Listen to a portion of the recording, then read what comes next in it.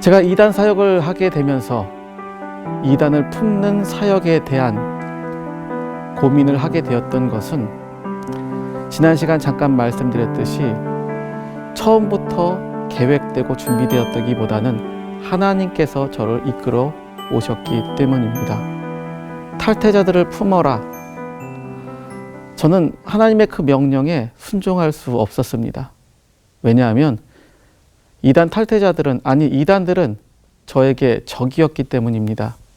제 가족을, 제 교회를, 그리고 제 삶을 무너뜨렸던 원수와 같은 존재였기 때문에 저는 그들을 품을 자신이 도저히 없었습니다.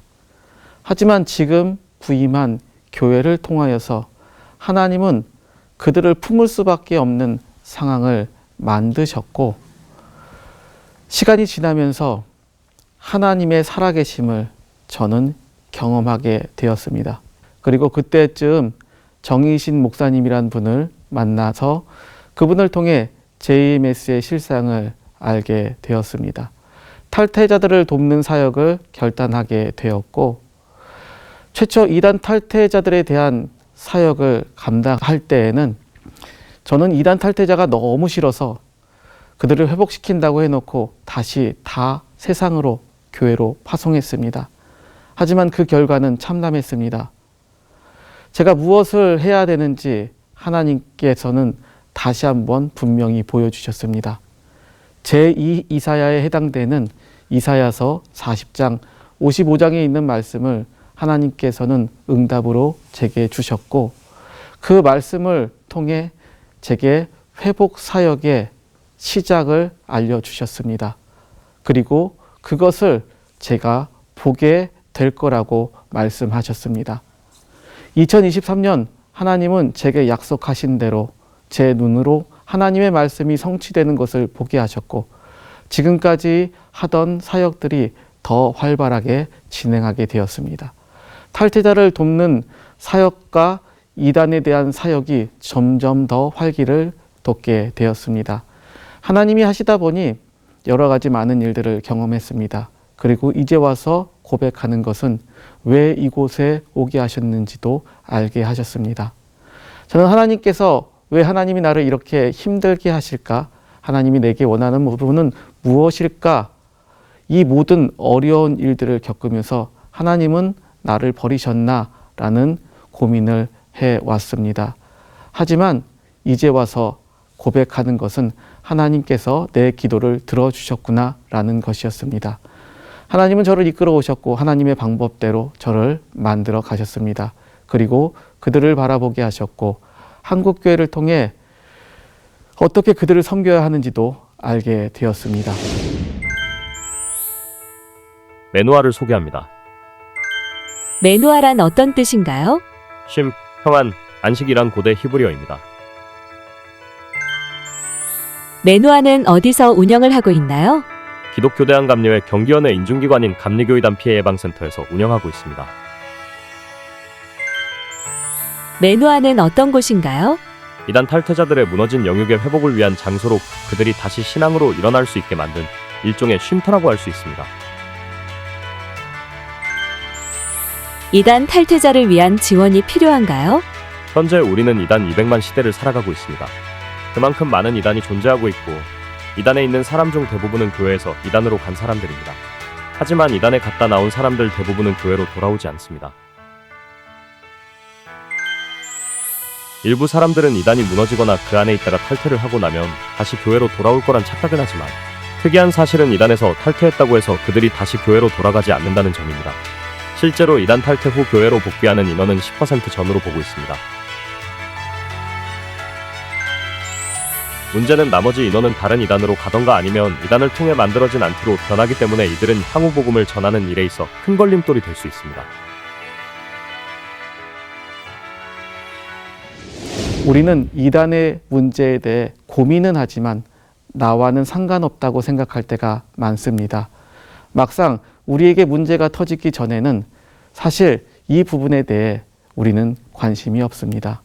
그러다 보니 부적처럼 신천지 출입 금지 스티커를 붙이면 다 해결될 것 같다는 착각을 하며 살아갑니다. 하지만 그것을 붙였다고 해서 문제가 해결되는 것은 아닙니다. 저는 이 시간 이단 문제의 해결을 위해 새로운 패러다임을 소개하려 합니다. 그리고 이 시간을 통하여 이단의 문제를 어떠한 방법으로 대처해야 될 것인지, 또한 교회에 들어오는 이단의 문제는 어떻게 해야 하는지, 더 나아가 탈퇴자들의 회복과 교회를 지키는 일에 대하여 함께 나눠보려 합니다. 지피지기면 백전불패라는 말이 있습니다. 여러분들 이단에 대해서 어떻게 생각하고 계십니까? 이단들은 자신들이 확실한 진리라고 착각을 하다가 시간이 점차 지나면서 오류를 경험합니다. 교리의 변개, 짜맞추기, 성경의 오류, 교주의 불법, 그 가운데에서 오는 관리와 협박 등으로 시간이 점차 지나면서 이단에 빠진 신도들은 무언가 잘못됨을 경험합니다. 그들이 교회로 돌아갈 수 없게 된 까닭은 무엇일까요? 첫째, 탈퇴자들 대부분은 반기독교적 사상에 빠져 있습니다. 대부분의 이단의 공통적인 특징은 자신들의 신도들에게 반기독교적 사상과 교회의 부정적인 것에 대해 상시 주입받게 되면서 그들도 모르는 사이에 교회는 이제 그들에게 소망이 되지 못하고 있습니다. 둘째, 교회로 돌아올 마음의 준비가 되어 있지 않습니다. 탈퇴자 스스로 마인드가 교회로 돌아올 준비가 되어 있지 않습니다. 그들 중 일부가 교회로 돌아오기를 희망한다 해도 탈퇴자 역시 이단에서 지속적으로 받아온 반기독교적인 정서와 이단의 잘못된 성경 공부로 인해 그들 스스로가 인식하지 못한 반기독교적인 정서가 그들 내부에 내재되어 있기에 이러한 부분의 정화가 없이 무작정 교회로 돌아가게 되면 그들 내부에 있던 트리거가 작동하면서 교회에 또 다른 문제가 될 수 있습니다. 셋째, 교회가 탈퇴자를 받아들일 준비가 되어 있지 않습니다. 교회가 탈퇴자에 대한 부담을 느끼는 것은 어찌 보면 너무나 당연한 것일 수 있지만 반대로 그들이 교회로 돌아와 교회가 그들의 소망이 되어주지 못하면 상상할 수도 없을 정도로 큰 부정적 영향력을 교회에 끼치게 됩니다. 그런데 우리가 생각하기에 그러면 나오면 되지 않을까 하지만 끝없이 진행되는 세뇌와 가스라이팅으로 인하여 그들은 그곳을 쉽게 손절하고 나오지 못합니다. 손절이 되는 순간 나는 구원에서 떨어진다라고 하는 불안감이 그들을 사로잡기 때문이죠. 여기가 메시아가 맞으면 어떡하지 하는 두려움은 탈퇴 후에도 오랫동안 지속됩니다. 이렇게 흔들리는 신앙을 통해 이단에 빠져 있는 사람들은 진실을 대면하게 됩니다. 진실을 대면하면서 그들은 인지부조화를 느끼고 두려움과 갈등을 느끼게 됩니다. 탈퇴를 할 것인가, 현상 유지를 할 것인가, 이러한 고민 가운데 대부분 사람들은 조금만 더 확인해 보자고 하는 마음을 가지고 남게 됩니다. 이쯤 되면 신앙이 그들도 흔들리게 됩니다. 말도 안 되는 자기 합리화를 시작하면서 자신들의 선택이 틀리지 않았다, 그러한 마음을 스스로에게 다짐합니다. 또 한편으로는 그것이 맞는지 틀리는지 다시 한번 확인해 보기 시작합니다. 확인을 하면 할수록 진실에 다가가게 되고 진실을 알면 알수록 지금까지 생활했던 모든 것들이 가짜라는 것을 인지하게 됩니다. 그러면서 많은 사람들이 이단에서 조용히 나옵니다. 문제는 탈퇴를 하면서 그들의 모든 것들이 무너지게 된다는 것이죠. 대부분의 사람들은 탈퇴가 모든 것의 끝이라고 생각하는데 탈퇴는 끝이 아닌 시작입니다. 왜냐하면 탈퇴를 하면서 대부분 많은 사람들이 어려움을 겪기 때문입니다. 예를 들면 JMS 경우 탈퇴 타이밍이 최소 10년이 지나야 온다고 합니다. 교주의 불법과 교주의 문제를 알았어도 여전히 거리를 활보하고 자신들의 교주가 억울한 누명을 썼다고 이야기하며 거리를 다니며 시위하고 있습니다. 온라인으로 자신들의 얼굴을 공개하며 자신들의 교주는 무죄라고 주장합니다. 점점점 더 거세지는 그러한 대항 속에서 그들은 최후의 결단을 하기까지 그 자리에 서 있습니다. 그렇게까지 그들이 버티는 이유는 손절을 두려워하기 때문입니다. 10년간 거기서 생활하던 사람들이 모든 인간관계가 끊어지게 되면 어떻게 될까요? 매누아의 역할은 무엇인가요? 첫째, 매누아는 다리 공동체입니다. 매누아는 이단 탈퇴자들이 고민하는 부분과 한국교회가 고민하는 문제 사이에 교각의 역할을 자처하고 있습니다. 둘째, 매누아는 교회의 입장에서 탈퇴자를 바라봅니다. 교회의 경우 탈퇴자에 대한 부담감은 쉽게 사라지지 않습니다. 위장 탈퇴와 탈퇴 후 교회 부적응과 탈퇴자와 교회 성도 간의 갈등 문제는 그들이 막상 교회로 돌아오게 되더라도 교회에겐 부담으로 느껴질 수밖에 없습니다. 때문에 매누아는 문제를 감리교회의 입장에서 또 목회자의 입장에서 이 문제를 해결하고자 끊임없이 연구하면서 탈퇴자들의 마인드와 이단의 사상을 교정하는 사역을 통해 그들이 다시 교회로 들어오게 될 때 발생될 만한 문제를 교회 입장에서 최소한으로 줄여주는 사역을 진행하고 있습니다. 셋째, 감리교단의 입장으로 생각합니다. 현재 신천지 이만희 총회장은 법정 공방을 진행하고 있으며 90세의 고령의 나이를 생각한다면 신천지 이만희 총회장의 건강 이상은 충분히 예상할 수 있습니다. 문제는 이만희 총회장의 영생을 믿는 다수의 인원들이 신천지에 존재하고 있는데 총회장이 사망할 경우 큰 혼란이 발생되면서 그로 인해 대대적인 이탈, 약 30%, 6에서 7만이 있을 거라 전문가들은 예상하고 있습니다. 그중 더 큰 문제는 그중 최소 5% 이상의 신천지 탈퇴자들이 자신들의 정체를 감추고 교회에 분산되어 흡수될 것으로 예상되어지고 있습니다. 그 이유는 신천지의 입장에서 교회, 특히 감리교회와 순복음교회가 접근과 잠입이 가장 쉽다고 배워왔기 때문이며 만일 이러한 사태가 발생될 경우 교회에는 말할 수 없는 혼란이 대거 야기될 수 있습니다. 문제는 대부분 전문가는 이러한 상황을 예측만 할 뿐 현재 감리교회뿐 아니라 한국교회 전체가 일련의 사태에 대해 이렇다 할 매뉴얼이 전혀 준비되어 있지 않습니다.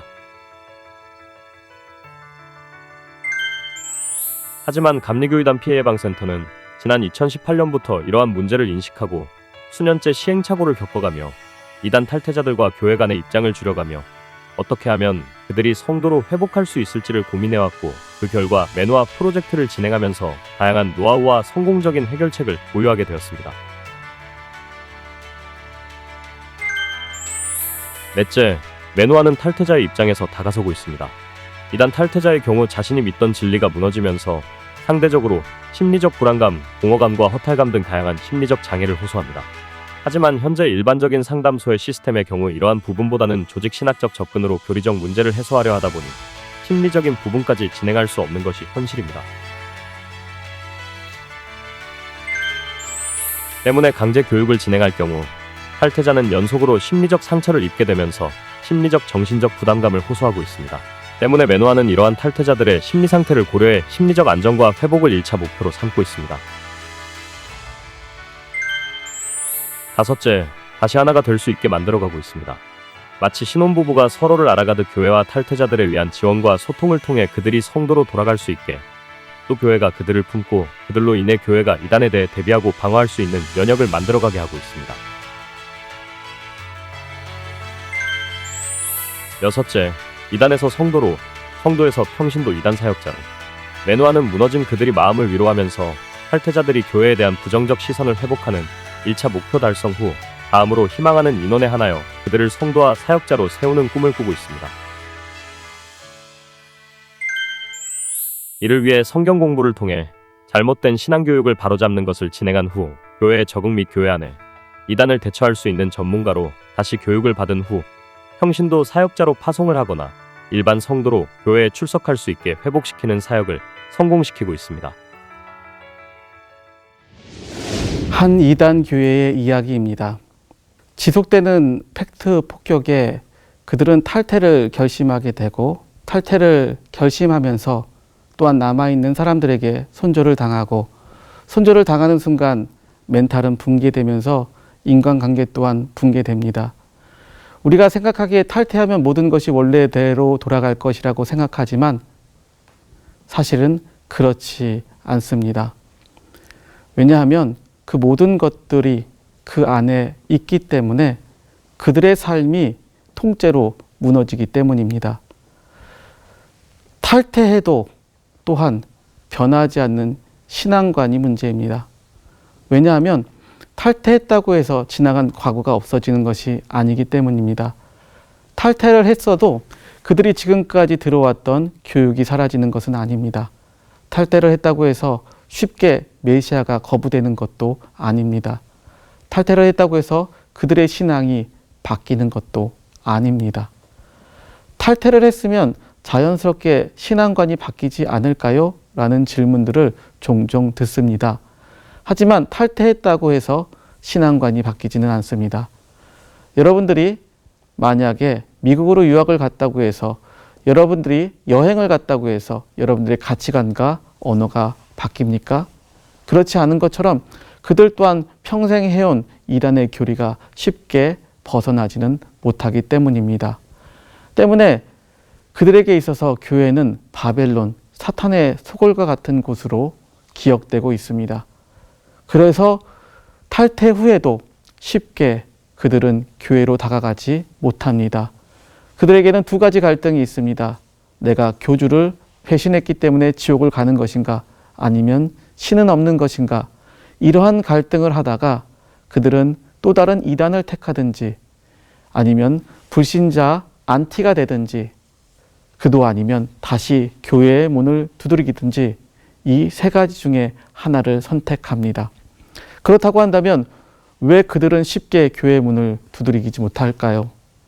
그 이유는 간단합니다.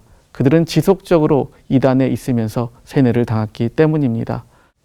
지속적인 세뇌 프로그램을 통해 그들은 세뇌를 당할 수밖에 없고, 그 프로그램을 놓지 못하는 그러한 일들을 스스로 겪습니다. 발전된 이단 프로그램이 가짜 경건주의로 착각하게 만듭니다. 그래서 그들이 결국 교회에 적응할 수 없게 됩니다.